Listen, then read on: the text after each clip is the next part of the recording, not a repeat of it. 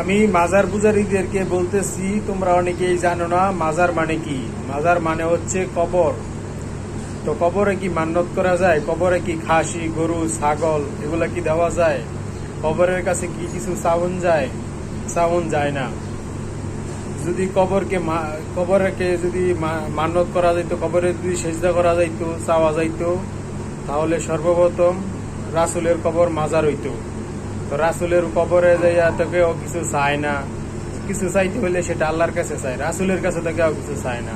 ওইখানে তো কেউ গরু, ছাগল, হাঁস, মুরগ কিছু দেয় না।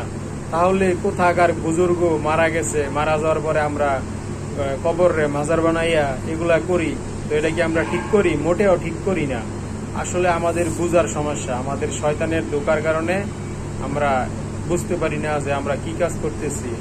মাজার খুবই খারাপ জিনিস, মাজারে মান্যত করাটা, ঠিক আছে? মাজার মান্যত করা খুবই খারাপ। এখনো সময় আছে, মাজার পূজারই বাদ দেন, মাজার পূজা করা বাদ দেন। কারণ আমরা ইসলামিক দল ক্ষমতায় আসলে মাজার এই বাংলাদেশে একটাও রাখবো না। এখনো সময় আছে, মাজার নিজেরাই ভাঙেন, নিজেরাই সমাধান করেন। আমরা যদি ভাঙি খুব বাজেভাবে ভাঙবো। আপনারা ভাঙ্গে শুধু কবরটা খালি রাখেন, আর আমরা ভাঙলে একেবারে কবর শুদ্ধা শেষ করে দিব, ঠিক আছে? এখন শুনে হয়তো মন খারাপ লাগতে পারে, এতে আমার কিছু আসে যায় না।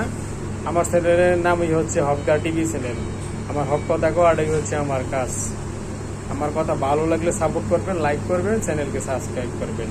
আমি মাজার পূজারির বিরুদ্ধে, ঠিক আছে?